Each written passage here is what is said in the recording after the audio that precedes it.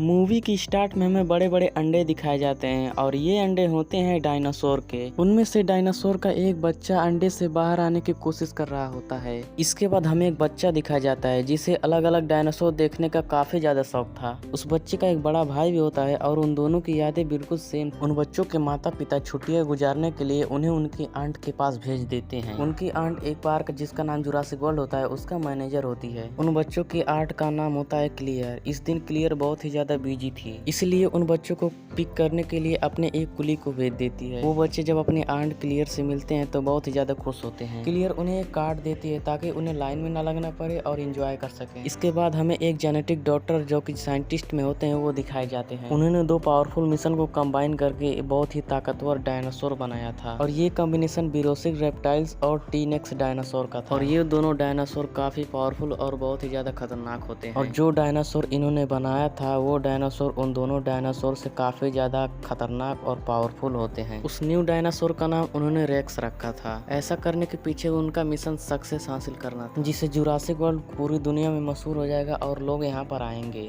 जिसकी वजह से उन्हें बहुत ही ज्यादा फायदा होगा। इसके बाद हमें जुरासिक वर्ल्ड के ओनर दिखाए जाते हैं और मूवी में उनका नाम मिस्टर एमेसिस रानी है। क्लियर उन्हें उन न्यू डायनासोर रेक्स को दिखाने के लिए अपने साथ लेकर जाती है। रेक्स डायनासोर को देखकर वो लोग काफी हैरान रह जाते हैं क्योंकि केज के शीशे पर क्रैक्स आए हुए थे जो कि रेक्स नहीं के थे, क्योंकि उसने यहाँ से भागने की कोशिश की थी। पार्क की सिक्योरिटी को ओवर टाइट करने के लिए वो लोग कहते हैं कि एक्स ने भी सोल्जर टोबिन को अपनी टीम में शामिल किया जाए। वो क्लियर को ये भी बताता है कि ओबिन को रेक्स का केज भी दिखाया जाए। वो ऐसा इसलिए कह रहे थे क्योंकि ओबिन को डायनासोर के बारे में काफी नॉलेज थी और वाकई में वो 4 खतरनाक रैप्टर्स को ट्रेनिंग दे रहा होता है। वो रैप्टर्स भी बहुत ही खतरनाक किस्म के डायनासोर में आते हैं। उनमें से एक रैप्टर्स का नाम उसने ब्लू रखा होता है जो कि उसका फेवरेट होता है। फिर जुरासिक वर्ल्ड के सिक्योरिटी का लीडर ओबिन के पास जाता है और ओबिन को उनकी टीम जुरासिक वर्ल्ड में शामिल होने का ऑफर देता है। वो सिक्योरिटी लीडर ओबिन से ये भी कहता है कि हम तुम्हारे रैप्टर्स को वॉर में यूज करना चाहते हैं क्योंकि ये रैप्टर्स वॉर में लोगों की मदद कर सकते हैं। और ओबिन इसके लिए साफ इनकार कर देता है। तभी एक लड़का रैप्टर्स के केज में गिर जाता है।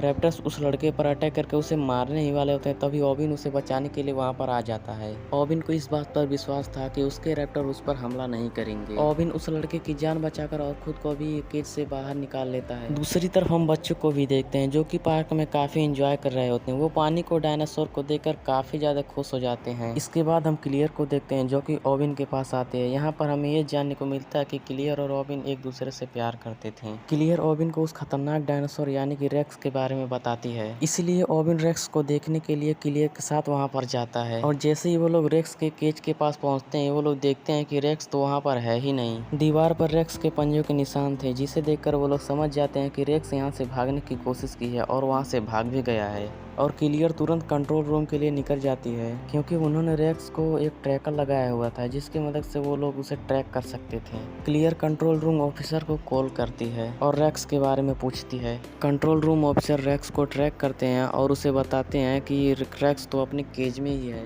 और कंट्रोल रूम ऑफिसर क्लियर को ये भी बताते हैं कि ओबिन और कुछ वर्कर रेक्स के केज में चले गए हैं। और क्लियर बहुत ही ज्यादा डर जाती है। वो कंट्रोल रूम ऑफिसर से कहते हैं कि जल्दी से उन सभी को जल्दी से बाहर निकाल दो। जब ओबिन और उसके वर्कर्स को यह बात पता चलती है कि रेक्स वहीं पर है तो वो लोग वहां से भागने लगते हैं, लेकिन उन लोगों की आवाज सुनकर रेक्स भी वहां पर आ जाता है। उनमें से एक वर्कर्स इतना ज्यादा डर जाता है कि हड़बड़ी के 8 में वो लोग केज का दरवाजा ही खोल देता है और ऐसा करने के बाद वर्कर वहां से भाग जाता है। ओबिन भी अपनी जान बचाते वहां से भाग रहा होता है और लेकिन उसके पीछे पीछे रेक्स भी सब कुछ तोड़ते हुए बाहर आ जाता है। जिस वर्कर ने केज का दरवाजा खोला होता है रेक्स उसे पकड़ लेता है और मौत के घाट उतार देता है।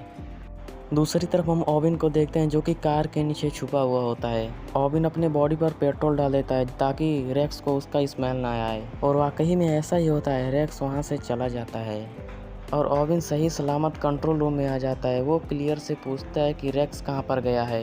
क्लियर कहती है तो रेक्स तो वहाँ से भाग चुका है और भागकर जंगल में गया है। हमारी पावरफुल टीम उसे पकड़ने के लिए गई है और रेक्स को पकड़ लेती है उस ट्रैकर की मदद से जो कि उसकी बॉडी पर लगा हुआ था। लेकिन रेक्स काफी तेज था और स्मार्ट भी। उसने पहले ही उस ट्रैकर को निकाल कर फेंक दिया था।